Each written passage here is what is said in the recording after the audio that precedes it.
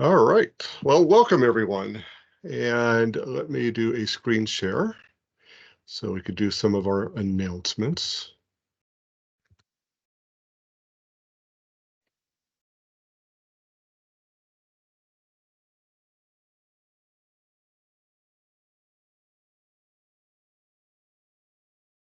All right. Carlota, do you see the screen? I do. You do. All right. Welcome everyone to the STAR TIDES Fireside Chat with Carlota Sage. And we're going to talk about securitocracy. Got to make sure I've been trying to pronounce that properly for the last few days. I think most people here are familiar with STAR TIDES, but since we are recording this, for those who are not, STAR TIDES is a global knowledge sharing network that focuses on building sustainable resilience, promoting human security, freedom from want and freedom from fear, and creating life-changing social and economic opportunities. STAR TIDES was established by Dr. Linton Wells in 2007 at National Defense University in Washington, D.C. And today, STAR TIDES is an initiative of George Mason University's Center for Resilient and Sustainable Communities, more commonly known as C-RASC, in Fairfax, Virginia. One event to mention is our 17th annual STAR TIDES Capabilities Demonstration coming up at George Mason University's campus in Arlington, Virginia. It will be April 15th to 16th. So coming up here in less than 3 weeks. The follow-on demo will be at the Pentagon Center Courtyard, 17th, 18th, 17th, April 17th and 18th. We have great opportunities for exhibitors and sponsors, and for attendees, it is free to attend, but we need everyone to register, and you can find more information on the STAR TIDES website, star-tides.net. And this event is put on, as is other events with STAR TIDES, by the generous support of our donors. And so we want to thank everyone for their support. And tax-deductible contributions can be made through the George Mason University Foundation. And there is the information here. So no further ado, let me stop sharing and get everyone here. There we go. And let in a couple of our individuals. Actually, yeah, we've got John Sullivan joining us and George Davis, both of which have interesting backgrounds in cybersecurity. So, and other in other things related. So this will be a good conversation. So Carlota, thank you. Welcome everyone. And I guess the first thing is while kind of laying out on how you got into the field, but how do you define securitocracy, and what does that mean to you, and what should it mean for the rest of us? So for me, the securitocracy concept is about security poverty, especially for small business and small entrepreneurs, right? We hear about cybersecurity from big enterprises that can afford the big enterprise tools to solve big enterprise problems. We don't hear as much about those more practical, low-cost solutions other than password managers, MFA, all the things. We hear some very basic things for those smaller organizations, but we still are not providing them a good roadmap for securing themselves. In the UK, they have the UK Essentials. In Australia, they have the Essential 8, and they're simple guidelines, right, for a small organization, for a small business to secure themselves. In the US, we have NIST, which is fantastic. It's free, but that's a lot for a small business to handle, right? We just need something that will address the folks who need that security that can't afford it at those enterprise prices. A lot of those vendor tools will not even sell less than 200 licenses. So it leaves a lot of small businesses in the cold. And how did you tell us a bit about your background? Sure. I spent about 17 years in enterprise IT and tech support, high tech support organizations in Silicon Valley. So, Opsware, which eventually got purchased by Hewlett Packard, a little company called Netgear, another little company called Netflix, right? I ended up at security specifically. I was on the IT team at a vendor called FireEye, who at the time they were about 300 people when I started in 2013.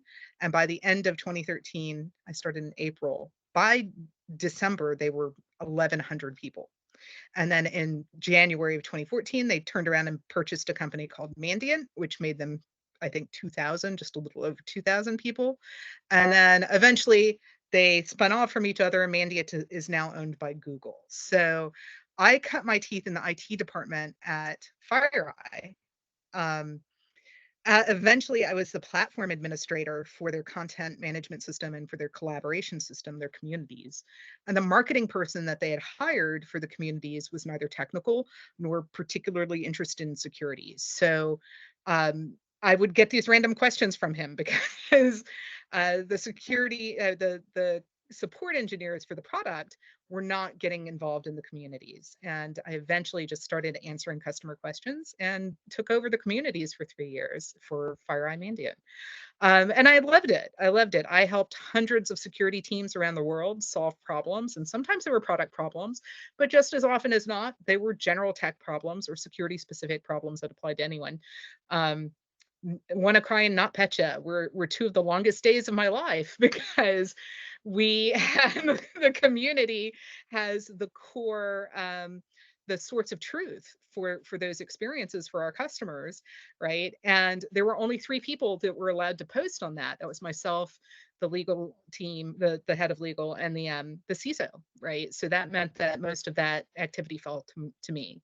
Um, and I loved it. I loved every minute of it. I would not trade that experience for anything in this world. But when I decided that I wanted to do my own thing, I left after 5 years and I thought, wow, I really love security. I would never have guessed. I'd not even heard of cybersecurity as a concept in all of my years of IT, has a kind of a standalone team.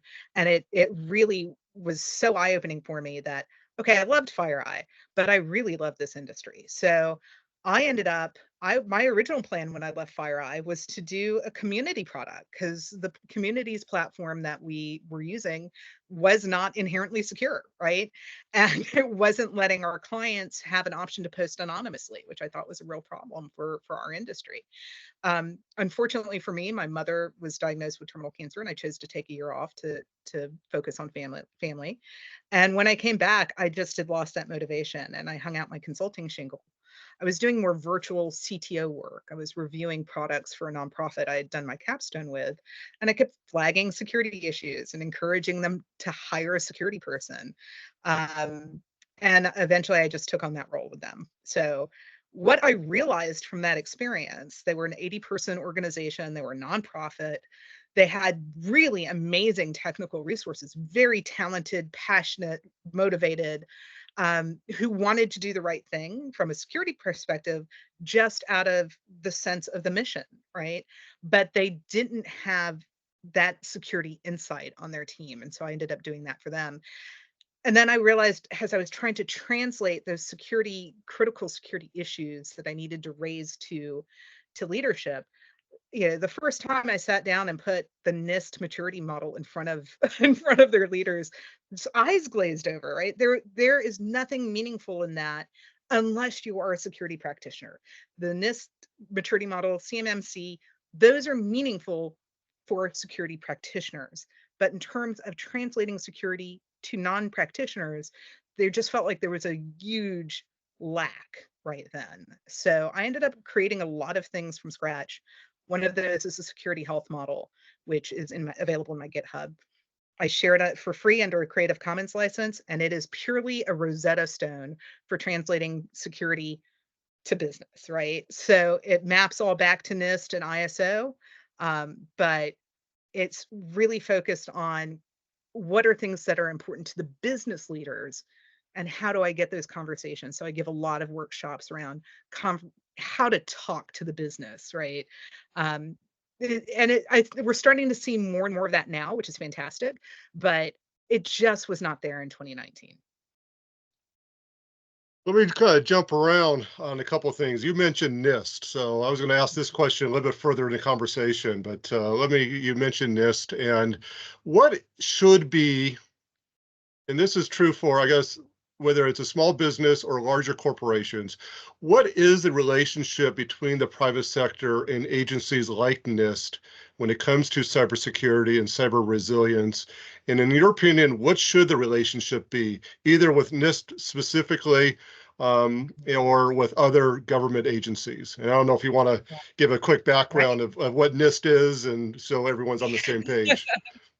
Right. So National Institute of Standards and Technology has put out a cybersecurity framework and a lot of fantastic cybersecurity documentation that is used and required by federal and DoD and that sort of thing, by government entities.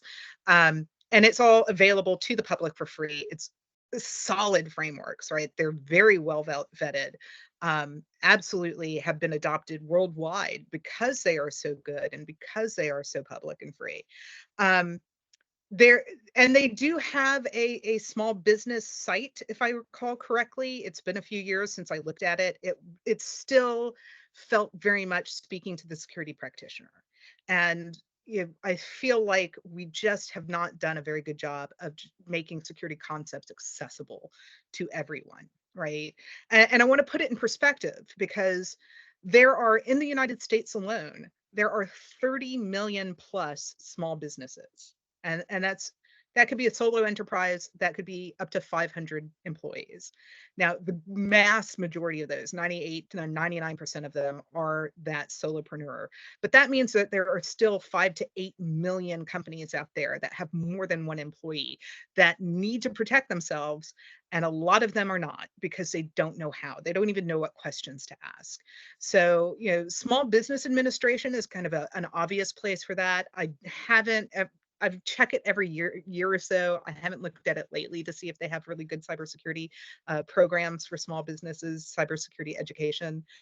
So it's a twofold piece, right? The consumer, or the person who needs this, the small business that needs this, doesn't know where to go or what to ask. And then when they do find a place, we're not speaking their language, right? So I just feel like there's so much potential out there that we're not tapping into. And I think it's too big of a problem for me to say, oh, here's a great solution right now. But I feel like if we can just get started on closing that gap, we'll better be able to identify what we need to do for those folks.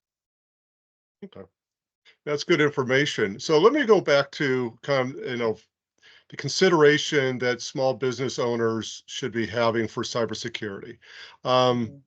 The world that I live in, I see a lot of startup pitches, and they go through the problem and solution and business, go to market strategy and whatnot.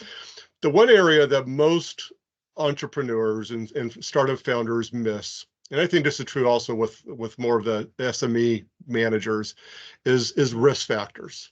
I'm a nerd where I like to read, the annual reports that SEC, that's put out by the SEC, the publicly traded companies. And if you look at the biggest chapter of those reports, it's item 2, which is the risk factors. And of course, some risks, terrorism, are things that are, really can't be prevented by a small business. Right. Acts of God, if you're in North Carolina, and near the coast, that can. But cybersecurity is one. And so I'm routinely surprised when I ask the question, what is your cybersecurity strategy? And they kind of look dumbfounded. And to me, at a minimum, you should be using two-step authentication at an absolute minimum. So that's kind of a comment, and over to you as a question. What do you think should be the minimum practices that small business owners should be employing when it comes to cybersecurity? Well, it depends on the business model, right? For the very, very small businesses, the onesie twosie mom and pop shops, were mostly, they may have a website, but they mostly live in Facebook, right? there isn't, other than managing passwords, good password behavior, good password hygiene, enabling 2FA, MFA, they're very reliant on Facebook as a vendor. And I think Facebook has a lot of responsibility there that they kind of shuck, they just ignore. As you get larger and you get more well-funded, obviously you have more options. So as a virtual CISO serving those sub 300 groups, right? I worked for a year because I had never been on an enterprise security team. I didn't know if I was doing security well for SMBs. So I'm going to take a little tangent here and then come back and answer the question. So I literally shut down my own practice and went and joined a larger vCISO group for a little over a year, and realized, okay, they're adopting all of my framework. So obviously I'm doing this well. I'm going to go back.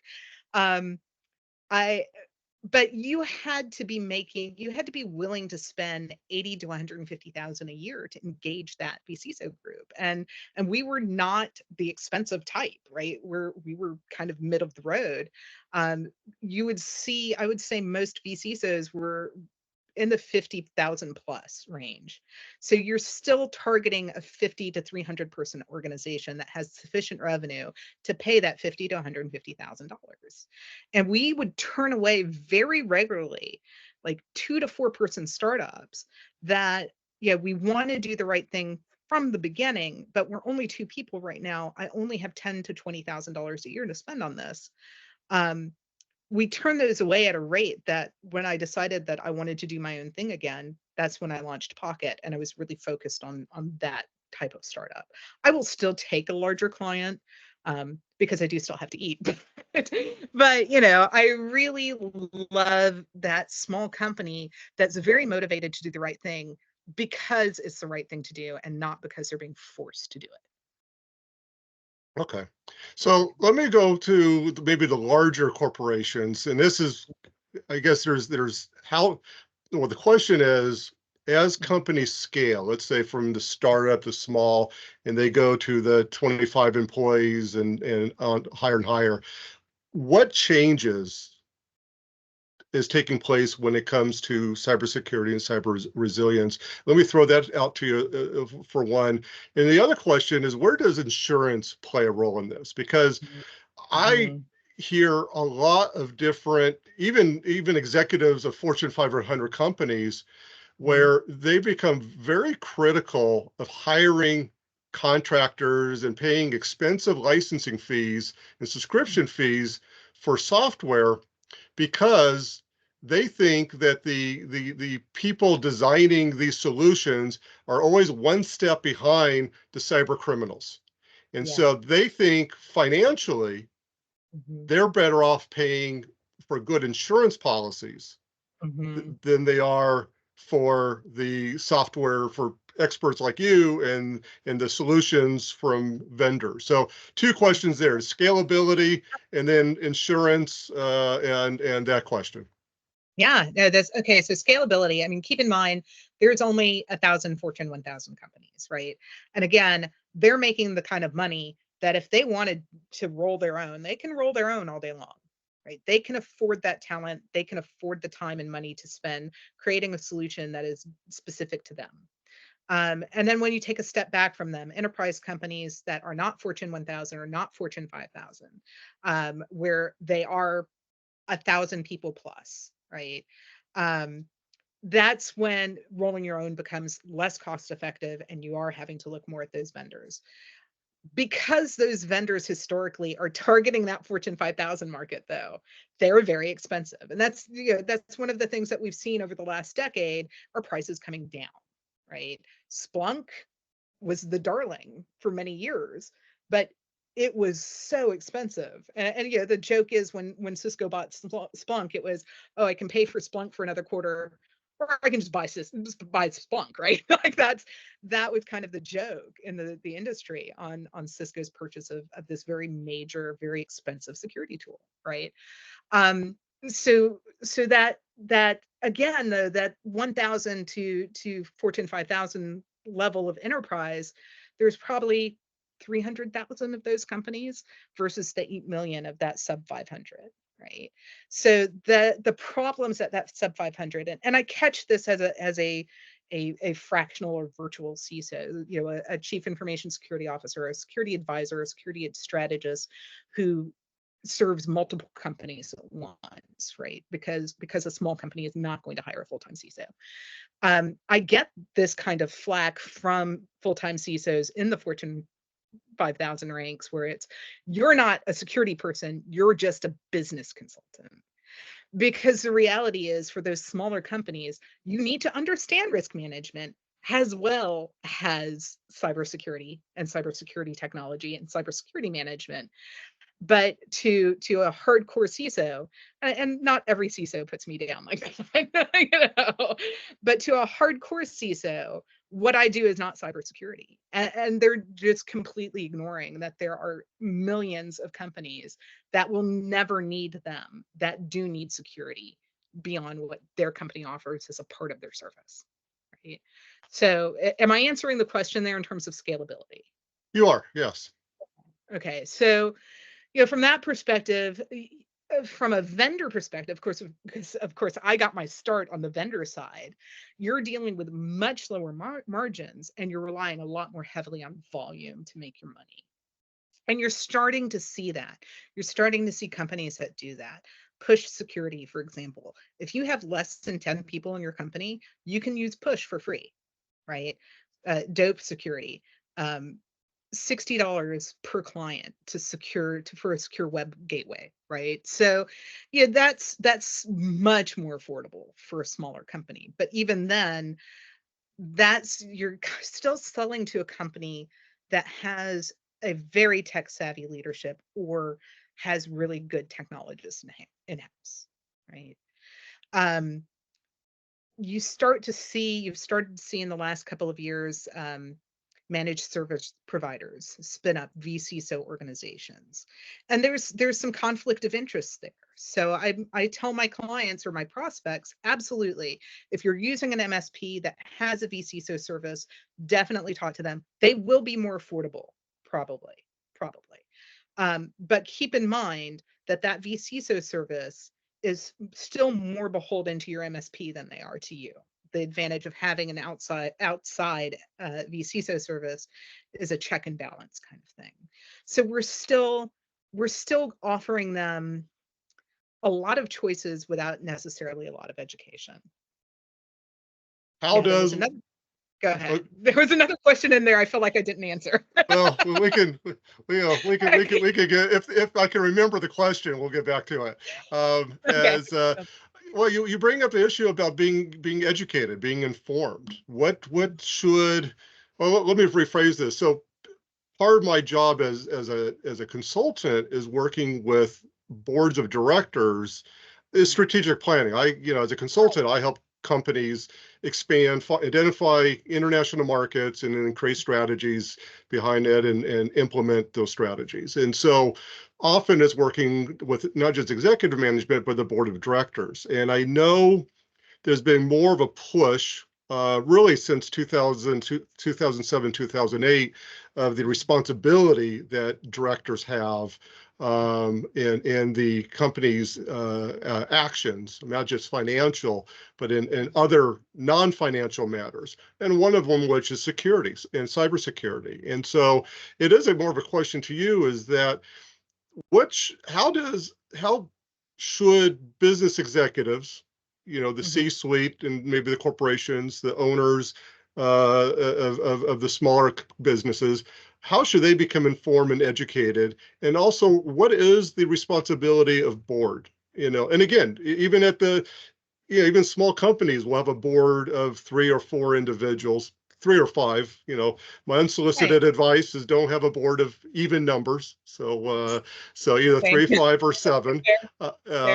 Yeah. So, but what is the responsibility, and how should boards be educated in mitigating the risk of cybersecurity and enforcing cyber resilience mechanisms within the company?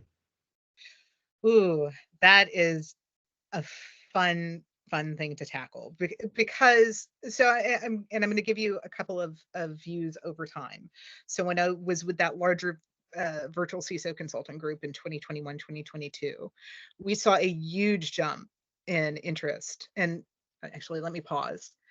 Any business that's coming to a CISO as a service is already a step ahead of their peers because they're already thinking about security in a way that their competition is not, right? So it's a self-selective, I'm getting a higher quality, more savvy business person because they've already recognized that security is an issue. So people who come to me they're my market that I want to sell to in some ways, but they're not necessarily the market I need to be educating. And that's a tension that I deal with in my own practice of how do I get in front of people that don't know that they need security and educate them. So I'm doing a lot more local outreach lately. But that said, in 2022, there was this huge jump because at the end of 2021, a bunch of cyber insurance folks just dropped a whole bunch of companies. And what we saw before that shift was that the majority of businesses coming to that service looking for a virtual CISO were coming because they saw it as a sales enablement tool. If I am more secure than my competitor, I am more likely to win the sale. And that's a great way to think of security. If you can tie security to your sales process, that's something I did for my very first client. They were selling hosted services. I'm like, you seem to be doing great for these smaller subscriptions up to 25,000 a year. You seem to do a lot of prospect calls around the $50,000 to $100,000 a year services, but I don't see you getting those. You're not winning those deals. What's happening? Are they asking about security at all? And they were like, oh yeah, once they find out we don't have a SOC 2, they drop us like a hot potato. So I had them add, a checkbox in their CRM and their customer relationship management platform that says asked about SOC 2, and then we could actually take metrics on whether they won that deal or not, right? And if you are losing nearly 100% of those, and it turns out to be $1 million a year, now I've got a case to say, hey, for $250,000, I can not only get you SOC 2, I can get you really good and secure. Now that's a sales proposition, right? So, for those companies, security makes sense. But now at the end of 2021, a whole bunch of cyber insurance companies dropped a bunch of businesses, and we started seeing a little bit of a shift. Now, instead of the majority of the companies coming to us being solely focused on sales enablement, now maybe only 85% of the prospects were focused on sales enablement. And that remaining 15%, the majority of them were that either their cyber insurance had gotten canceled, or their investors and board were concerned that their cyber insurance might get canceled and said, hey, we need to step up here. So that was a big shift. In the last 6 years that I've been consulting, I've had exactly one client come to me, or one prospect that did become a client, but I have had exactly one prospect in 6 years that had a breach and then came looking for that strategy. Before that, other than that, it's always sales enablement, or we have been mandated by board, investor, cyber insurance that we will hire a CISO service. So does that answering the right question, or am I? It does. No, winded just trying to give you context, right? No, it does. It does. Okay. I do want to remind everyone that if you have a question, feel free to chime in, and do welcome this to open up to the conversation to everybody. But let me ask you this. Actually, Lynn, hopefully you can unmute and Hey. go ahead. So the question deals with application of AI to helping small government entities do better in cybersecurity. So I take your point about, the NIST documents are great if you have a Booz Allen or an SAIC person on staff with you, but we actually have a request to try to help out the Fairfax City and County IT people over the next year or so do better with their cybersecurity, which is a mix of how do you keep track of the myriad guidance that's out there, A, but B, even within the guidance, assuming you know it, how do you make your systems more secure? So I'm just wondering how you can apply these approaches. You mentioned small companies, but presumably Right, approximately the same thing applies to small government organizations. right. Yeah, I think small companies are even ahead of that because they're often going to have more funding than a small government organization, right? So, um, my concern with leveraging AI, again, the cost of implementation, you would have to have a vendor that's developing this platform, or a larger government agency developing this platform to serve multiple small units, because that small unit is not going to have the money or the talent to actually do that implementation themselves, right?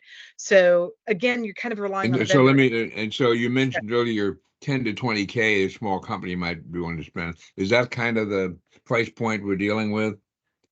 Right, right. So I actually, and if you look at my website, which is pocket-CISO, CISO.com, I put my pricing out there. A lot of vCISO groups don't. I put my pricing out there because I want to be very transparent about what I'm doing and about what you get. Like, once I've spoken to somebody and they seem like we're a good fit, I send them a chart of exactly what they get with my services. Um, I think we don't have that kind of transparency from a lot of security vendors, not just consultants, but just, contact us for pricing is not very helpful for somebody who's like, I don't want to call you if you're just going to turn me away because your $10,000 isn't enough to engage you, right? So having that limited funds, now I have to spend even more time trying to find a vendor that's just going to turn me away because I'm too small.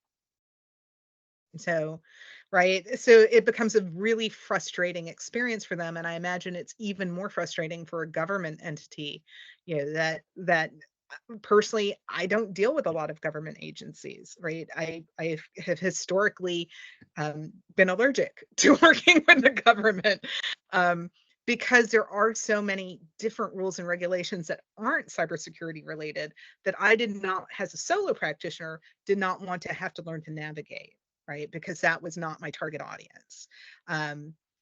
I now have a business partner that I've brought in the last month that is much more savvy on those heavily regulated. I also avoided heavily regulated industries, finance, healthcare, because that takes a level of personal investment to understand all of the other regulations that aren't cybersecurity that are going to affect you.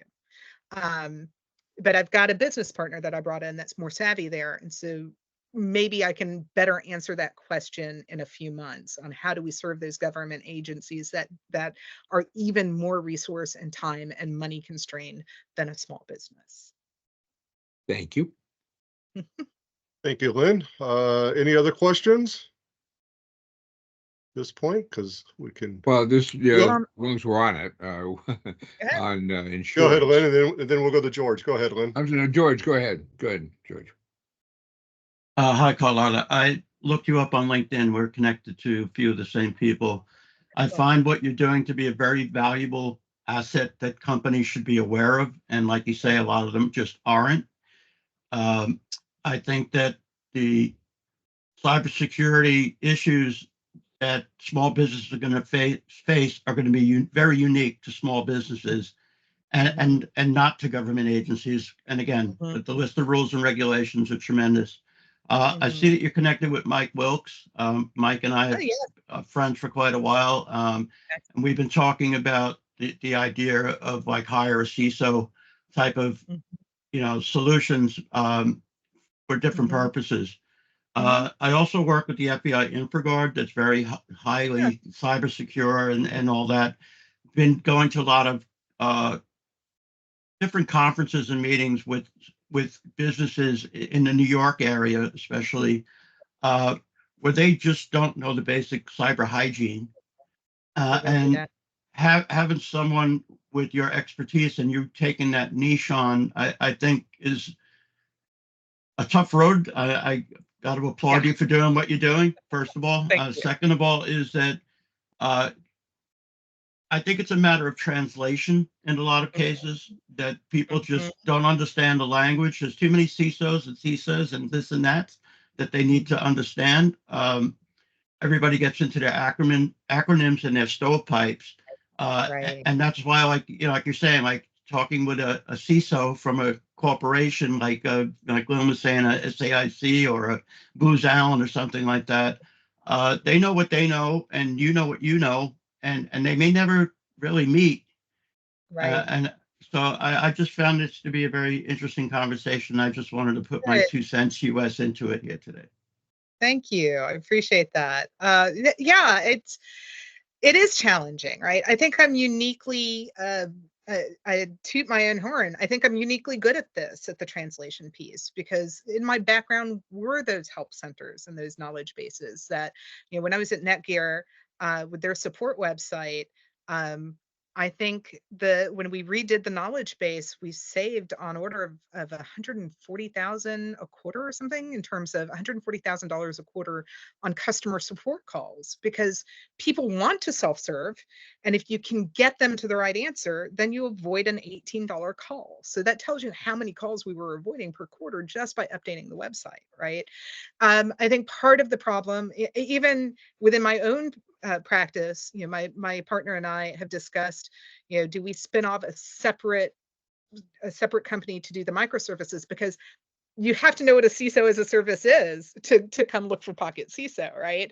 Am I better off rebranding as something that's more accessible to people who don't really understand security? So, even in my own practice, I'm still, unfortunately, targeting companies that know that they need me in a lot of ways, right? So I think that's a really unique challenge. I would love to see a knowledge base, and I just it's on my list of things, my many things to do, is just a knowledge base help center kind of thing, where a onesie twosie mom and pop place just need some answers sometimes. The problem is that I can't really help them once something's happened. I can tell them all day long, here's why we do passwords. So here's why we tell you about passwords, and giving people context gets buy-in. So when I tell people, here's how easy it is, I take them to I can't, it's a nonprofit website. My mind is just blanked on it, but they have a password checker where you can enter your password and it will tell you how long it takes a computer to crack it. So I give them 3 different passwords and they can see then why that password is good and why this other password is not. So once they have that context, now it's easier to say, okay, I need you to be better about generating really hard to crack passwords, right? And now we can talk about password managers, but even that's too complicated for us. I work with a lot of artists and authors. They're going to save their passwords in the browser. And a lot of security people cringe at that. A lot of security people cringe when you write your password down in a password book. But for their threat model, it's appropriate. A 65-year-old romance author, it's totally fine for her to save her stuff in the browser, right? As long as because she's already air gapped her computer to a certain extent for the writing, because she doesn't want her writing to get stolen, right? So she has one computer just for writing, and then she has another computer for doing research on the internet. Her threat model is different than a 2-person, 5-person startup, which is different from a 150-person organization. There are points along all of this path, and we don't have a central help center for them. NIST, I don't think it's the right place for that. Small Business Administration, probably a better place, but we just don't have one place for people to come and say, okay, I'm a small business. What do I need to know? And when it comes to smishing and phishing and those sorts of things, it's easy for a security person to go, oh, what? They bought a $100 gift card, big deal, right? Yeah, it sucks for them, but that's nothing I can do anything about. It's like, okay, that's true, but I need you to put into perspective why this is a problem, why the phone companies now need to step up and protect these small businesses and individuals, because that $100 gift card, to put it in perspective, and this is what I tell people. When I lived in the Bay Area of California, when I go to the Bay Area, I'll be there for RSA in a few weeks, right? RSA is a big security conference in San Francisco. For me to hire a massage therapist to come to my house, do a house call, give me a massage, pay that therapist $110 for the hour, a $20 tip. That's $130 for a 1 hour massage. Here in North Carolina, that same massage is $90 with the tip. In the Philippines, that same massage is $20, right? So that $100 gift card is funding a lot more. Now, when you consider that $100 is usually getting funneled directly into a large scale criminal organization, and now we're doing it in billions of dollars, right? We can't expect that small individual to be able to combat that. That's where those larger companies serving them have to step up better. It is so unethical, in my opinion, hugely unethical for Microsoft and Google to charge extra for security, right, on their email. It makes me weep that they think it's okay to do that, because they're essentially saying, if you can't afford security, screw you, right? And to me, that's just so immoral. That's a good point. I'm reminded about having cell phones and how quick the companies, and I'm an Android user, so how quick, you mentioned Google stopped providing support in their updates. And Right. of course, from the business models, to get you to upgrade it. But in my mind, the window should be a little bit longer than they have it. But interesting. Kathy Lasky, did you want, and I know Lynn, you had another question, but Kathy, did you want to?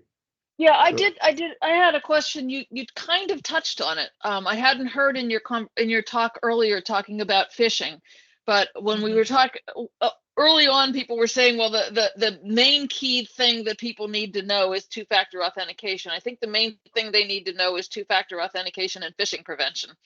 And a good mom and pop business anti-phishing video that was, really well done, that ordinary people could understand what phishing was. And I mean, I have to do phishing training all the time, but it's more geared towards a professional person with a lot more IT background, I think, than your average mom and pop business would. But you could teach somebody what to watch out for on phishing, and you could teach them why they need to. Yeah. I mean, let's be really blunt. Rick Astley's, Never Gonna Let You Down, that has done more to prevent people from clicking on random links than any security video ever will. Right? Getting Rickrolled has done more to prevent people clicking on links than a security professional. Yeah. Right? That's the reality. It's we can laugh about it, but at the same time, it does make people pause now. And you'll see it spike. Carlota, I'm sorry. What's the story? What's the? Rick Astley back in the 1980s, 1990s, recorded a song that was very poppy. Never Gonna Give You Up, Never Gonna Let You Down. And then several years ago, maybe a decade or more ago, even more, because it was in 2007 when my IT guy managed to dial two people and Rickroll. It would look like person one thought person two was calling them, person two thought person one was calling them. They pick up the phone, they get the song. It's called being Rickrolled, right? And that became an internet phenomenon every few years, where you'll be watching a random video and suddenly it will become a Rickroll, right? So that concept of being rickrolled, of I'm watching one thing and all of a sudden it's this ridiculous 80s pop song, has done more to make people think twice about clicking on things, because they don't want to hear the song, right? Look up, there's a Wikipedia page on Rickroll. Yeah, worth looking at.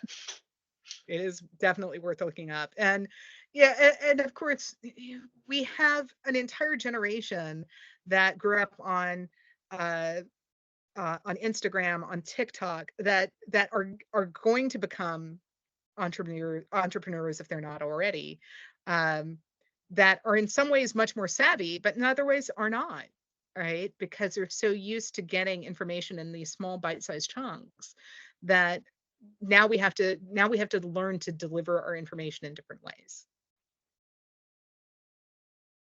And cybersecurity is a really hard thing to deliver in a 30-second video, right?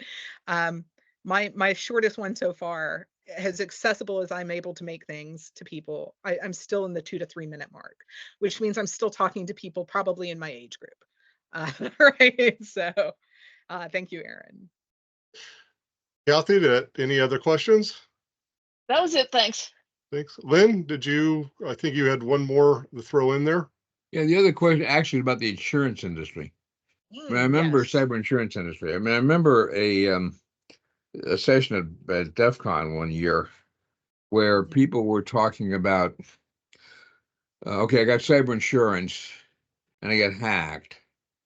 And the result was not that we take care of you, but now you can buy our additional products in order to protect yourself going forward. And so the cyber insurance actually did virtually nothing for them in terms of being protected, and only actually provided a channel for the company to sell them more stuff.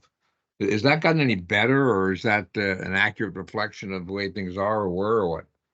I'm sure that's probably still true for the enterprise insurance. For the small businesses buying insurance, a lot of cyber insurance companies set up basically their own internal IR teams.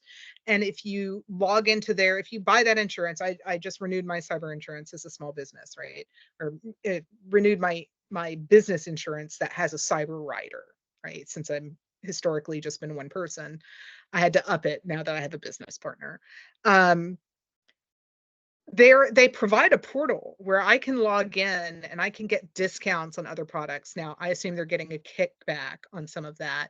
But if something does happen and I use their internal incident response team, that incident resolution doesn't cost me anything, if at all. But if I go to an external incident response team, they won't cover it if it's not one of their approved folks. And if they have an internal team, they probably won't cover it because nobody else is approved. So a lot of my clients, when, one of the first things I do with them is a cyber insurance review. Like, do you have cyber insurance? Can I see it? Let me see your policy. And a lot of them don't realize that if something does happen, they essentially have to go through their cyber insurance company or they're paying it out of pocket. So I feel like that's one of the reasons I do that cyber insurance review very early, is to make them aware of that. Some of them have been paying for their cyber insurance for 5, 6, 7 years and never realized that. Maybe it wasn't that way in the beginning and it changed at some point, but they're not reading enough. They're not concerned enough with it because they're not cybersecurity people. It doesn't mean anything to them until I bring it up. Mm-hmm. Thank you. Mm-hmm. Let me ask a question here, as we got about 9 or 10 more minutes, but the international actors, and John Sullivan, who's joining us here, he's in Los Angeles, but he wrote something or posted something on LinkedIn about an article or a paper regarding crime in Latin America and about gangs in Latin America. It reminded me of a consulting project I did for Microsoft, where I spent a year based in Brazil and going all around Latin America. This was in 2005, and going all through Latin America, trying to help Brazil out, mostly with Microsoft's operations and getting them to be more profitable and whatnot. But what's interesting is that in those days, you had the piracy problem, and everything was on a CD-ROM.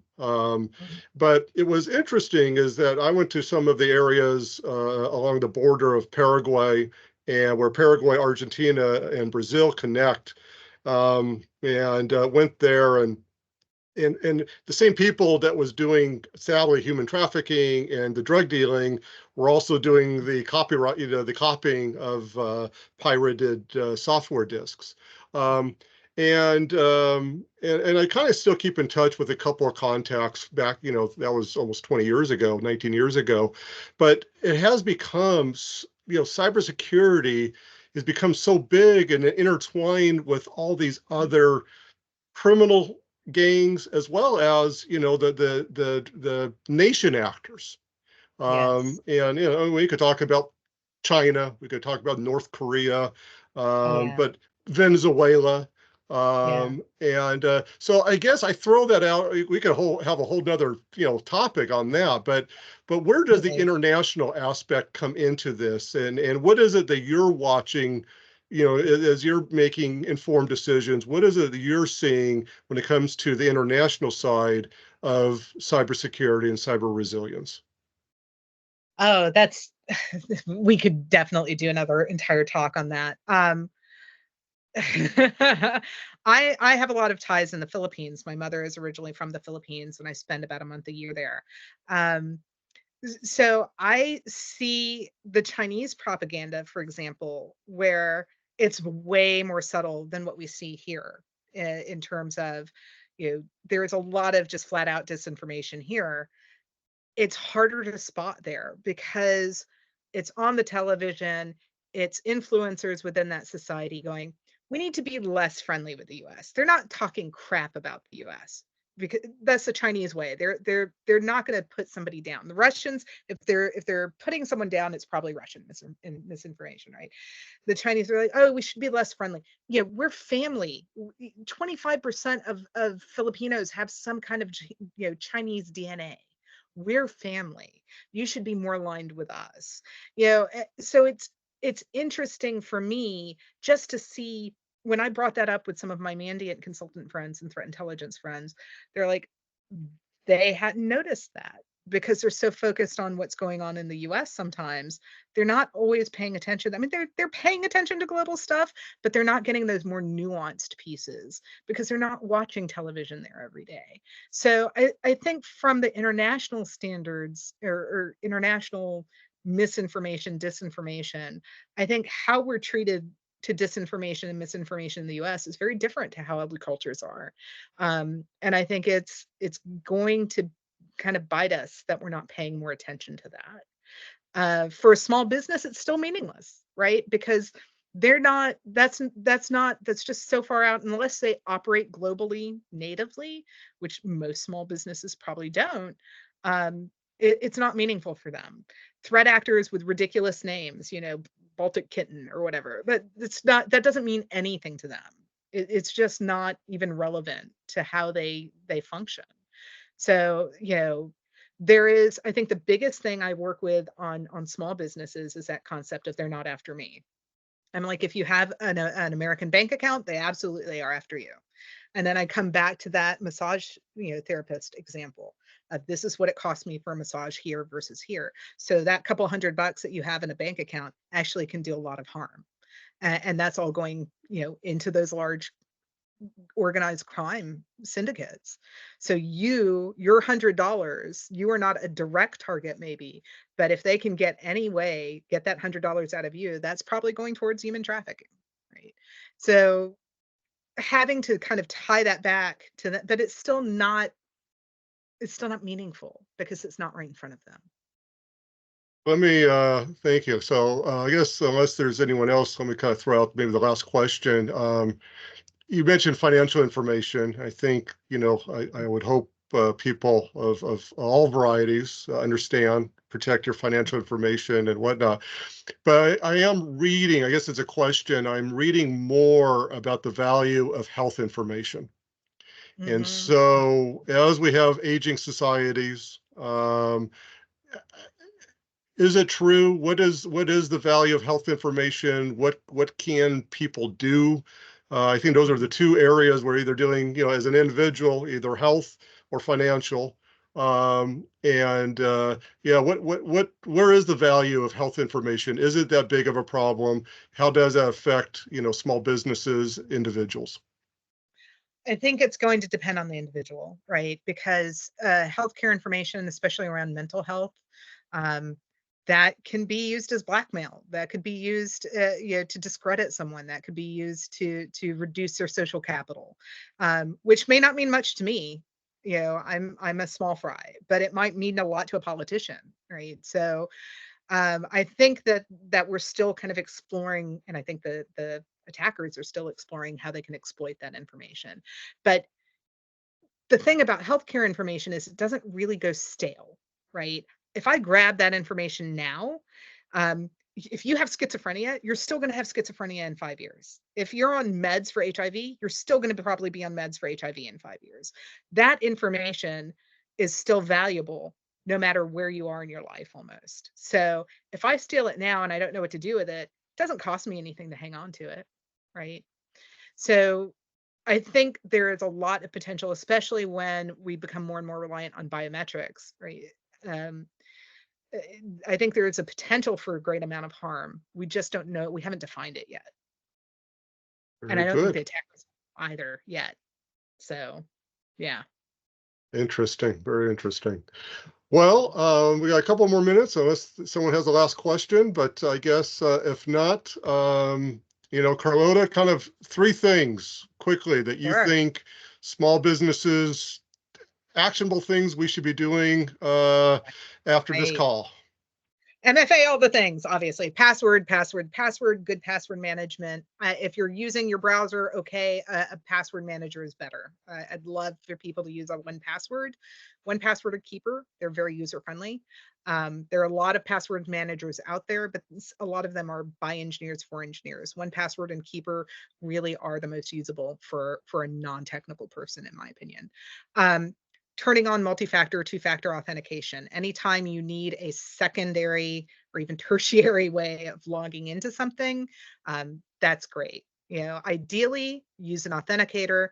Your 1Password or your Keeper will actually manage that for you. I like keeping a separate authenticator for myself. And then past that, it's configuring and understanding your email and making sure that you're as protected as possible against phishing. Harder to do for an individual. I'm a big fan of Google because from a phishing standpoint, I think they do the most for the average user. If you have Google Workspace, I think it's also the most easily configured. Their knowledge base help center is very good about walking you through things like locking down your domain name, preventing spoofing, so that there will be things called set your SPF and your DKIM, DKIM, and DMARC, DMARC, that still a step above your average user, but their help center makes it a lot more accessible. So those are, I think, the 3 biggest things that an individual user or a small business can do to protect themselves, because that's going to cover 80% of the ground. Very good. Well, thank you. Thank you for that. And thank you to everyone.